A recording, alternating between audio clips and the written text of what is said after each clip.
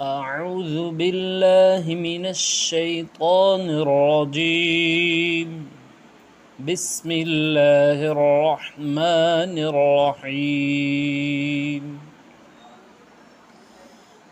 قل هل يستوي الذين يعلمون والذين لا يعلمون؟ أعوذ بالله من الشيطان الرجيم. بسم الله الرحمن الرحيم. قل أعوذ برب الناس ملك الناس إله الناس من شر الوسواس الخناس الذي يوسوس في صدور الناس من الجنة والناس. گزشتہ مجلس میں جیسے کہ بتایا گیا تھا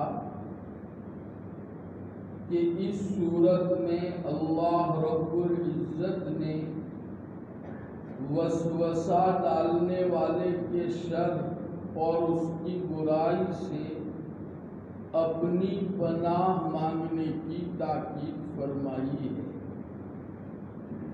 اور یہ بھی بتایا گیا تھا کہ وسوسے مختلف قسم کے ہوا کرتے ہیں.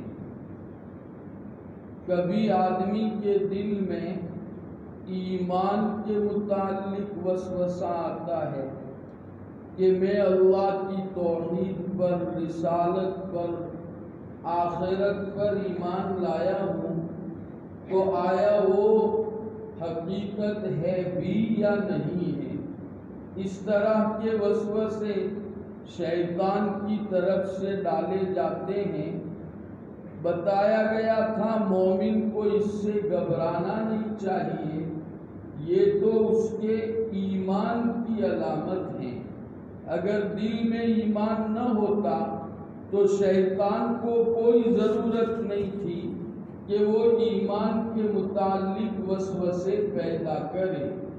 لہذا غم میں مبتلا ہونے کے بجائے جب اس طرح کا وسوسہ آئے تو فوراً اللہ تعالیٰ کی پناہ مانگ لے، یہ سورت پڑھ لے اور دوسرے کام میں مشغول ہو جائے. وہ وسوسہ اس کو کوئی نقصان نہیں پہنچا سکے گا. دوسرا وسوسہ بتایا گیا تھا جو وہم سے تعلق رکھتا ہے کہ آدمی کو اپنے اعمال میں شک ہوتا رہتا ہے. میں نے وضو کیا تو مکمل ہوا کہ نہیں، غسل کیا تو مکمل شریعت کے مطابق ہوا یا نہیں ہوا، نماز پڑھی تو نماز میں وسوسہ ہے کہ یہ نماز صحیح ہوئی یا نہیں ہوئی. یہ وسوسے وہم کی حیثیت کے ہیں. اس کا بھی علاج گزشتہ مجلس میں بتایا گیا تھا کہ مومن کو اپنے وہم اور شیطان کے سامنے ڈٹ جانا چاہیے. شیطان نے جو وسوسہ ڈالا ہے اس کی طرف توجہ دینے کے بجائے اپنے دل سے یہ یقین کرنا چاہیے کہ تو اگرچہ یہ سمجھا رہا ہے کہ میرا وضو نہیں ہوا، جا میں بغیر وضو کے ہی نماز پڑھوں گا، تو یہ وہم والا وسوسہ بھی اس طرح آسانی کے ساتھ ختم ہو سکتا ہے. وسوسے کی تیسری قسم ہے آدمی کو گناہوں کے بارے میں وسوسے دل میں شیطان کی طرف سے ڈالے جاتے ہیں کہ میں بد نظری کر لوں، کسی کو دھوکہ دے کر حرام مال حاصل کر لوں، جھوٹ بول کر اپنا کام چلا لوں، نماز چھوڑ دوں، روزہ ترک کر دوں. اس طرح کے گناہوں کے وسوسے انسان کے دل میں پیدا ہوتے ہیں. اور جیسے اس صورت میں بتایا گیا ہے کہ یہ وسوسے جنات یعنی شیاطین کی طرف سے بھی ہوتے ہیں اور انسانوں کی طرف سے بھی. یہ بات تو ہم سب کو معلوم ہے کہ شیطان جسے ابلیس کہا جاتا ہے وہ تو ایک ہے جس نے حضرت آدم علیہ السلام کے سامنے سجدہ کرنے سے انکار کیا تھا اور اللہ تعالیٰ کے حکم کی خلاف ورزی کی تھی، جس کی وجہ سے اللہ پاک نے اس کو اپنے دربار سے نکال دیا تھا۔ وہ شیطان اور ابلیس تو ایک ہے، لیکن اس کے چیلے چانٹے، اس کے متبعین اور فرما بردار بہت سارے ہیں۔ شیطان اور ابلیس اپنے ان چیلے چانٹوں کو پورے عالم میں پھیلاتا ہے تاکہ وہ لوگوں کے دلوں میں گناہوں کے وسوسے پیدا کرے، بلکہ کبھی کبھی ان سے رپورٹ بھی طلب کرتا ہے کہ ہم نے تمہیں بھیجا تھا کہ گناہوں کے وسوسے مومنین کے دل میں پیدا کر کے ان کو ضلالت اور گمراہی کی راہ دکھاؤ، تو تم اپنا رپورٹ پیش کرو، تم نے کیا کام کیا۔ ایک مشہور روایت ہے، آپ نے بھی سنی ہوگی، کہ ابلیس اپنا عرش اور اپنا تخت پانی کے اوپر بچھاتا ہے اور اپنے تمام کارندوں کو، شیاطین کو جمع کرتا ہے۔ یہ پانی پر اپنا تخت کیوں لگاتا ہے؟ یہ اللہ کے ساتھ مشابہت اختیار کرنا چاہتا ہے، اس لیے کہ قرآن مجید میں اللہ رب العزت نے فرمایا ہے وَكَانَ عَرْشُهُ عَلَى الْمَاءِ، اللہ کا عرش پانی کے اوپر ہے، تو وہ بھی اللہ کی مشابہت اختیار کرتے ہوئے پانی کے اوپر اپنا تخت بچھا کر اپنے تمام کارندوں کو جمع کرتا ہے اور ان سے رپورٹ لیتا ہے کہ بھئی تم نے کس کو گمراہ کیا، کیا کارنامہ انجام دیا۔ تو ایک شیطان کھڑا ہوتا ہے اور ایسا کہتا ہے میں نے فلاں مومن کو جو نمازی تھا آج وسوسہ ڈال کر نماز اس کی قضا کروا دی، چھڑوا دی۔ کہتا ٹھیک، اچھا کام ہے۔ دوسرا کھڑا ہوتا ہے، ایک مومن روزہ رکھنا چاہتا تھا، رمضان المبارک کا فرض روزہ تھا جو بڑی برکتوں والا ہے، میں نے وسوسہ ڈالا اور اس کو روزے سے محروم کر دیا۔ کہتا اچھا، تم نے بھی ٹھیک کام کیا۔ اسی طرح سارے شیاطین اپنے کارنامے بیان کرتے ہیں۔ ایک شیطان اور کھڑا ہوتا ہے اور وہ یہ کہتا ہے کہ میں نے یہ کام کیا کہ دو میاں بیوی آپس میں محبت کے ساتھ زندگی گزارتے تھے، دونوں کا مزاج ایک دوسرے سے مل گیا تھا اور خوشگوار خوشحال ازدواجی زندگی ان کی گزر رہی تھی۔ میں نے ان کے دلوں میں وسوسہ ڈال کر ان کے درمیان تفریق کرا دی، ان کا اپنا نکاح ختم کرا دیا۔ جب شیطان یہ سنتا ہے تو کھڑا ہو جاتا ہے اور اس سے معانقہ کرتا ہے اور کہتا ہے کہ واہ، تم نے بہت بڑا کارنامہ انجام دیا۔ معلوم ہوا میاں بیوی کے درمیان کی تفریق، خاندانوں میں آپس میں عداوت اور دشمنیاں، اس کا وبال بہت خطرناک ہوتا ہے۔ اس کی وجہ سے خاندان ٹوٹتے ہیں، پوری اسلامی معاشرت تباہ ہو جاتی ہے۔ اس لیے ضرورت ہے کہ ہم اس قسم کے وسوسوں سے اپنے آپ کو بچائیں، اور اس طرح کے وسوسے صرف شیطان نہیں ڈالتا، بعض شیطان صفت انسان بھی اسی کام میں لگے ہوئے رہتے ہیں کہ اس لگائی بجائی کرتے ہیں، اس کی بات خامخواہ کے لیے اس تک پہنچاتے ہیں جو جھوٹ پر مبنی ہوتی ہے، اور اس کی بات اس تک پہنچاتے ہیں۔ اس طرح محبت کرنے والوں میں آپس میں تفرقہ، عداوت اور دشمنی پیدا کرتے ہیں۔ اور بدقسمتی کی بات یہ ہے، ہمارے معاشرے میں ایسے لوگوں کی واہ واہ ہوتی ہے۔ کوئی میرے پاس آ گیا اور کہنے لگا کہ شیخ صاحب آپ فلاں کو اپنا دوست اور متعلق سمجھتے ہیں، ہم آپ کی خیر خواہی میں آئے ہیں کہ آپ تو دوست سمجھتے ہیں اور وہ آپ کے متعلق ایسا کہتے ہیں اور آپ کے خلاف ایسا کرتے ہیں، تو مجھے تو تحقیق کرنی چاہیے کہ واقعی ایسا ہے یا نہیں، لیکن میں اس شخص کی آؤ بھگت کرتا ہوں، اچھا بیٹھیے، چائے پلاتا ہوں، اکرام کرتا ہوں، محبت سے پیش آتا ہوں، تو ایسے لوگوں کے حوصلے بڑھ جاتے ہیں اور ان کا کام ہی لگائی بجائی کر کے امت مسلمہ میں تفرقہ ڈالنا ہے۔ عبد الملک ابن مروان جب حاکم تھے، ان کی حکومت کے زمانے کا ایک واقعہ کتابوں میں لکھا ہے کہ ایک غلام بازار میں بیچا جا رہا تھا اور سستے دام میں بیچا جا رہا تھا۔ مالک اس کو لے کر کھڑا تھا اور کہہ رہا تھا اتنے پیسوں میں جو چاہے ہم سے یہ غلام خرید لے۔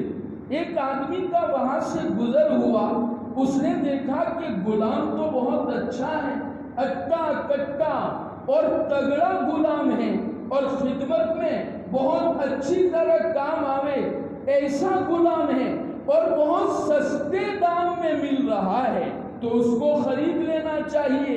تو وہ گیا اس بیچنے والے کے پاس، غلام کے آقا کے پاس، اور جا کر کہنے لگا کہ یہ غلام میں خریدنا چاہتا ہوں، یہ تو بہت سستا آپ بیچ رہے ہیں۔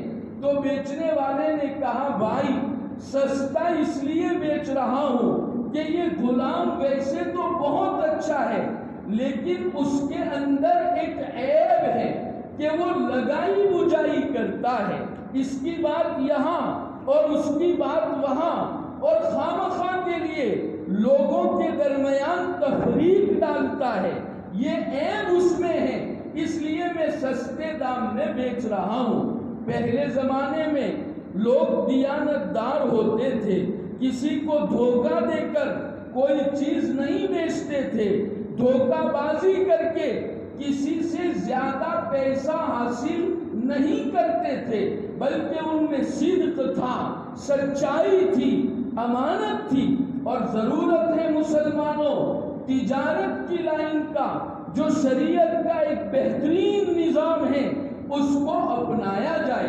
بدقسمتی سے آج ہم خود نظام اسلامی کو اختیار نہیں کرتے، تو اس نظام کے انوار اور اس کے برکات غیروں کے سامنے کیسے آئیں گے؟ ہم نے خود ہی اس نظام اسلامی کو چھوڑ رکھا ہے۔ آپ کو معلوم ہونا چاہیے ہمارے اس انڈیا اور بھارت میں جو اسلام آیا ہے وہ تجارت کی لائن سے ہی آیا ہے۔ حضرت عثمان غنی رضی اللہ تعالیٰ عنہ کے دور میں بتایا جاتا ہے، تاریخ میں لکھا ہے کہ حضرات صحابہ کرام رضوان اللہ علیہ مجمعین تبلیغ دین کے لیے ہمارے جو ساحلی علاقے ہیں، سمندری علاقے ہیں، وہاں تشریف لائے تھے۔ کیرل میں ایک مسجد ہے، اس سے اس کا پتہ بھی چلتا ہے، شہادت ملتی ہے۔ اور ہمارے یہاں بھاونگر میں بھی ایک مسجد ہے جو مسجد القبلتین بتائی جاتی ہے۔ تو تجارت کی غرض سے ساحلی علاقوں پر تشریف لائے اور انہوں نے سچائی کے ساتھ، امانت داری کے ساتھ اور شریعت کا تجارت کی لائن کا جو نظام ہے مکمل اس کو فالو کرتے ہوئے اور اس کے مطابق عمل کرتے ہوئے جب تجارت کی تو لوگوں کے دل جیت لیے۔ لوگوں نے کہا واہ یہ کیسے اچھے تاجر ہیں، دھوکہ نہیں دیتے ہیں، یہ کسی کے ساتھ فراڈ نہیں کرتے ہیں، یہ کسی کو ٹوپی نہیں پہناتے ہیں۔ چنانچہ ہندوستان کے غیر مسلمین ہی نے ان کو جگہیں دی، ان کو دکانیں دی، ان کو اپنے گھروں میں بسایا، ان کے لیے زمین اور جائیداد نکالی، اور اس طرح انہوں نے اسلام کی تبلیغ فرمائی۔ کیا بتائیں مسلمانوں، آج ہم نے کچھ اعمال ہی کو دین سمجھا ہے، حالانکہ ہمارے اپنے دین کا تعلق ہماری اپنی زندگی کے ہر شعبے کے ساتھ ہیں۔ کاش کہ ہم اپنا دین سمجھے اور دین کے مٹنے کا کم از کم ہم ذریعہ اور سبب نہ بنے۔ قاضی مجاہد الاسلام صاحب قاسمی نور اللہ مرقدہ وبرد مسجدہ، اللہ تعالی حضرت کو غریق رحمت فرمائے، مسلم پرسنل لا بورڈ کے آپ صدر عظیم تھے اور درد امت اپنے دل میں رکھتے تھے۔ اللہ تعالیٰ نے اسلامی امور پر بڑی ہی حذاقت اور مہارت ان کو عطا فرمائی تھی۔ انہوں نے ایک مجلس میں بڑی عجیب بات ارشاد فرمائی، فرمانے لگے لوگوں اگر شریعت کو زندہ رکھنا چاہتے ہو تو تم خود شریعت کے اوپر چلو، اگر تم شریعت پر نہیں چلو گے تو کسی کو بھی شریعت مٹانے کے لیے کچھ کرنے کی ضرورت نہیں ہے، شریعت خود ہی مٹ جائے گی اگر تم شریعت کے اوپر نہیں چلو گے۔ پھر حضرت نور اللہ مرقدہ ایک مثال بھی دیا کرتے تھے کہ تم گوگل کھولو، وہاں روڈ میپ کھولو اور دیکھو پرانے زمانے میں بہت سے عام راستے جس پر عام لوگوں کا گزر ہوتا تھا وہ آج بند ہو گئے، ان کا نام و نشان مٹ گیا، اس لیے کہ لوگوں نے اس کے اوپر چلنا چھوڑ دیا تو وہ راستہ خود ہی بند ہو گیا۔ اور بہت سے راستے ایسے ہیں جو حقیقت میں راستے نہیں تھے، لیکن لوگ جب اس کے اوپر چلنے لگے تو خود بخود راستہ بن گیا۔ یہی مثال ہے، حضرت فرماتے تھے شریعت کی صورت میں ایک نورانی راستہ جو اللہ نے ہمیں عطا فرمایا ہے، اگر خود ہم اپنی شریعت کے اوپر چلیں گے تو شریعت زندہ رہے گی، بلکہ اللہ تعالیٰ اس کی اطاعت فرمائیں گے۔ اور اگر ہم خود ہی شریعت پر چلنا چھوڑ دیں گے، کسی حکومت کو ضرورت نہیں ہے کہ وہ ہماری شریعت پر پابندی لگائے، شریعت خود ہی مٹ جائے گی۔ اس لیے ہم اپنی بڑی ذمہ داری کا احساس کم از کم مسلمانوں اپنی زندگی میں پیدا کر لے۔ آج موقع ہے، اللہ نے ہمیں اختیار دیا ہے کہ ہم اپنی شریعت کو زندہ کرنے کا ذریعہ بنے۔ یہ عزم کر لے ہر کام زندگی کا ہم شریعت کے مطابق کریں گے اور لوگوں کو دکھائیں اپنے عمل سے۔ پھر دیکھیں کسی کو زبان سے دعوت دینے کی ضرورت نہیں ہوگی، وہ خود ہی آپ کا عمل دیکھ کر اسلام قبول کرے گا۔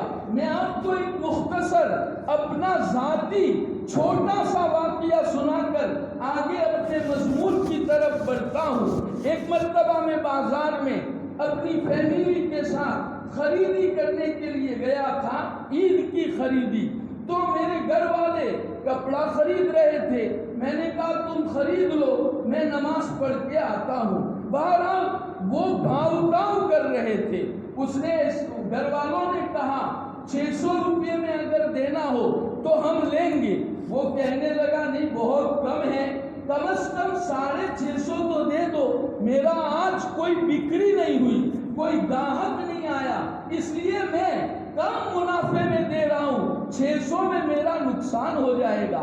وہ کہہ رہے تھے نہیں 600 ہو تو برابر، کہا ٹھیک ہے لے لو، اس نے ایسا کہا۔ اتنے میں آ گیا، میں نے کہا بھائی صاحب کیا ہے؟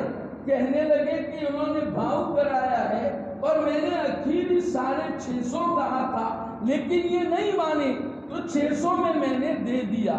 میں نے ان سے پوچھا آپ 600 میں دینے پر کیا اپنے دل سے راضی ہے یا نہیں ہے؟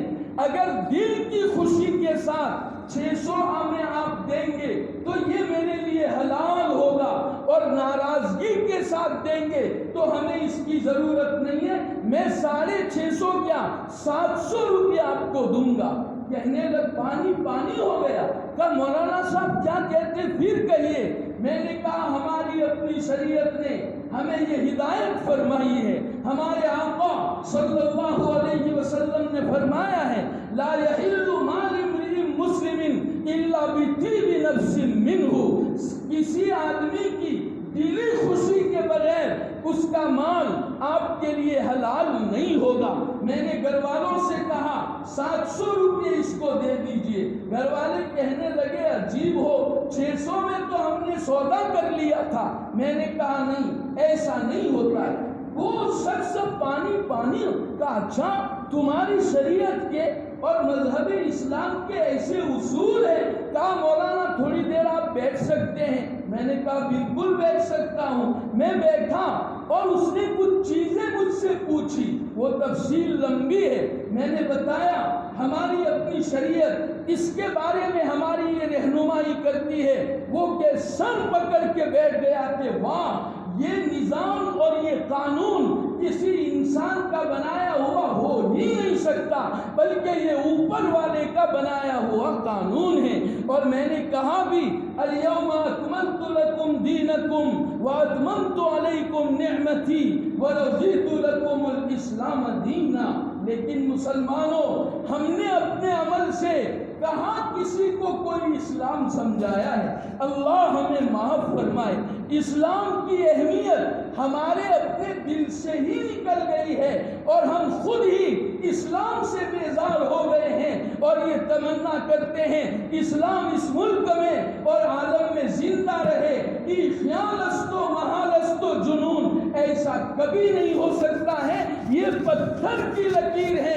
اسلام اسی وقت زندہ رہ سکتا ہے جب ہم اپنے عمل سے اسلام کا ثبوت پیش کریں، اس کے انوار واضح کریں۔ اللہ نے جو نظام اور جو حکم ہمیں دیا ہے وہ مصلحتوں سے پور ہے، ناقابل انکار دلائل سے ایک ایک حکم کو کے بارے میں یہ ثابت کیا جا سکتا ہے کہ اسی میں انسانی زندگی کی فلاح و صلاح ہے۔ ہمارے پاس دلائل ہے۔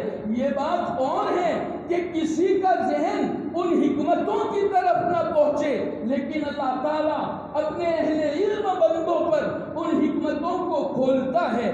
طلب پیدا کرے، اسلام کو سینے سے لگائے، خدا کے واسطے اپنے عمل سے اسلام کو بدنام نہ کرے۔ آج جو بدنام ہے اسلام، وہ دلائل سے نہیں، ہمارے اپنے عمل کی وجہ سے بدنام ہے۔ ہم بیویوں کو 3 طلاق ایک زبان لفظ میں دے دیتے ہیں، جو چاہے رشتہ داروں کے ساتھ کرتے ہیں۔ وراثت کا نظام، تجارت کا نظام ہمارا درہم برہم ہے۔ اسی لیے آج ہم پر ایسے مخلوق کے قوانین تھوپے جانے کی کوشش کی جاتی ہے، حالانکہ وہ مخلوق وہ ہیں جس کو استنجے کا طریقہ بھی صحیح معلوم نہیں ہے۔ ارے جو لوگ لا بناتے ہیں، قانون بناتے ہیں، ان کی زندگیاں آپ دیکھیے، وہ سراپا جھوٹ ہے، سراپا دھوکہ ہے، انسان نہیں ہے، وہ سراپا جھوٹ ہے، سراپا دھوکہ ہے۔ وہ قانون ہم پر بن رہے ہیں اور وہ ہمارے سروں پر لادے جا رہے۔ کس کا قصور ہے؟ کسی اور کا قصور نہ نکالیے، کسی حکومت کا قصور نہیں ہے، کسی پارٹی کا قصور نہیں ہے۔ مسلمانوں، اپنے آپ کو قصوروار سمجھو۔ اسلامی حریت سے کیا ہمیں محبت ہے؟ اسلامی نظام کو کیا ہم نے اپنی 6 فٹ کی باڈی پر نافذ کیا ہے کہ ہم آج اس کی خواہش کریں کہ پورا بھارت مسلمان ہو جائے؟ یہ کس طرح ہو سکتا ہے؟ بہرحال میں تو کوئی اور بات کر رہا تھا اور موضوع دوسری طرف نکل گیا۔ تو وہ غلام بیچا جا رہا تھا، اس نے ایپ بتا دیا کہ بھائی یہ لگائی بجائی کرتا ہے، اس لیے سستے دام میں اسے بیچ رہا ہوں۔ کہا کوئی بات نہیں، میں سدھار دوں گا۔ خرید لیا غلام کو۔ کچھ دن تو ٹھیک رہا، لیکن وہ اندر کی جو عادت اور جو خناس تھا وہ کیسے نکل سکتا ہے؟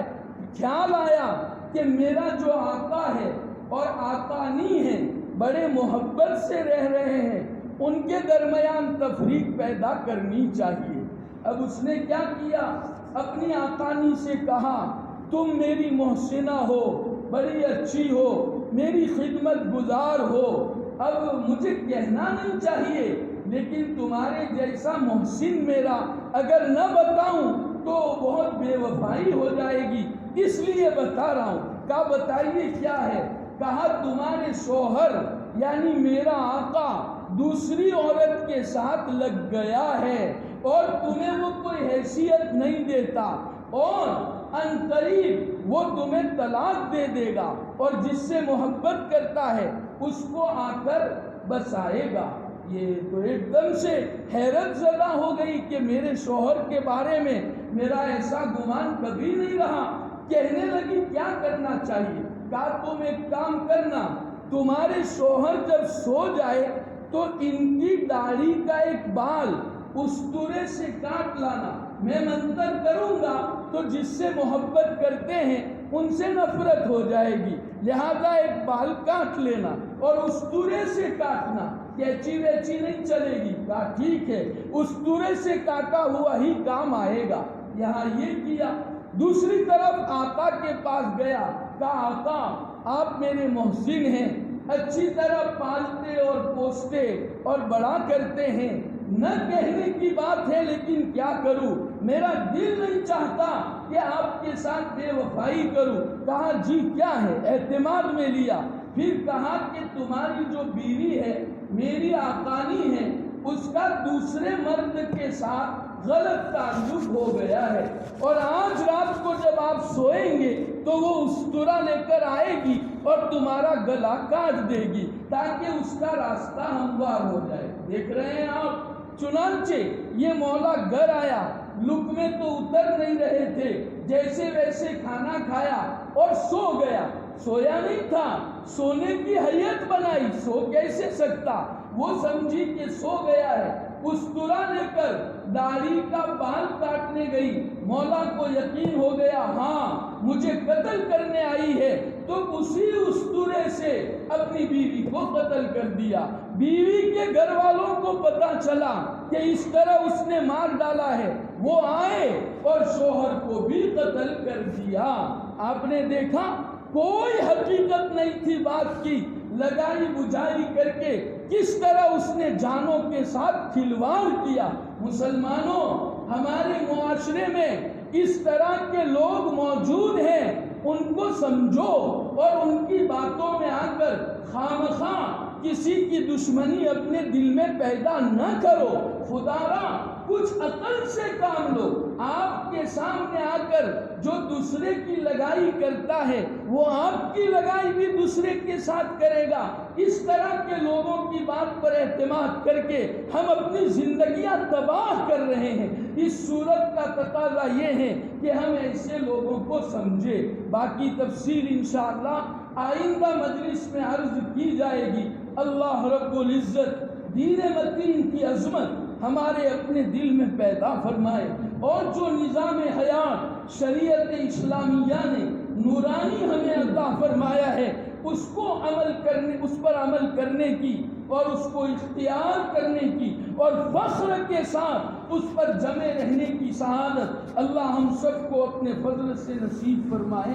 وآخر دعوانا ان الحمدللہ رب العالمین۔ اللهم لك الحمد كله ولك الشكر كله وإليك يرجع الأمر كله۔ اللهم لا نحصي ثناء عليك أنت كما أثنيت على نفسك۔ اللهم صل وسلم وبارك على سيدنا محمد وعلى محبه بعدد فضائل لا إله إلا الله يا أرحم الراحمين ويا أكرم الأكرمين ويا ذا الجلال والإكرام وَيَا رَحِمَ الْمَسَاكِينَ۔ پیارے اللہ، ہم آپ کے بہت گنہگار، خطا کار اور سیاہ کار بندے ہیں۔ اے اللہ، ہم نے اپنی ذات سے، اپنے اختیار سے شریعت کے اصول و احکام پر چھریاں چلائی ہے۔ بلا شبہ ہم مجرم ہیں۔ جتنے بھی آفتیں ہم پر آتی ہے اور اسلام کے متعلق جو غلط سمجھ لوگ پیدا کرتے ہیں وہ ہمارے ہی قصور کا نتیجہ ہے۔ اے اللہ، ہمیں اپنے فضل سے معاف فرما دیجئے۔ اے اللہ، رحم و کرم کا معاملہ فرما دیجئے۔ پوری امت مسلمہ کی مغفرت فرما دیجئے۔ اے اللہ، شریعت کو سینے سے لگانے کی توفیق عطا فرما، اسلامی نظام سے محبت عطا فرما، عافیت کے ساتھ دنیا کی محبت ہمارے اپنے دلوں سے نکال کر اپنی محبت سے ہمارے دلوں کو آباد فرما، آپ کے احکام کی عظمت نصیب فرما۔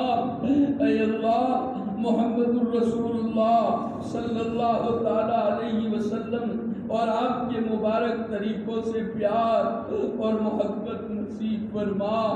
اے اللہ، ایک مومن اور مسلمان ہونے کے ناطے جو ذمہ داریاں آپ نے ہمارے سروں پر عائد فرمائی ہے، اے اللہ ان ذمہ داریوں کا احساس نصیب فرما اور ان ذمہ داریوں کی ادائیگی کی توفیق و سعادت اے اللہ اپنے فضل سے عطا فرما۔ اے اللہ، ایمان کی ناقدری کرنے سے ہماری حفاظت فرما، شریعت کی ناقدری کرنے سے ہماری حفاظت فرما۔ اے اللہ، نظام شریعت کو عام و تام فرما، ہر کچے پکے گھر میں یہ کلمہ اور اس کا نور داخل فرما۔ اے اللہ، اپنے فضل سے احیاء دین اور اشاعت دین کی خدمت کے لیے عافیت کے ساتھ ہمیں قبولیت نصیب فرما۔ اے اللہ، ضائع ہونے سے ہماری حفاظت فرما۔ اے اللہ، اپنی مدد شامل حال فرما۔ اے اللہ، اس ملک میں اور پورے عالم میں امن و امان قائم فرما، ظلم و زیادتیاں ختم فرما۔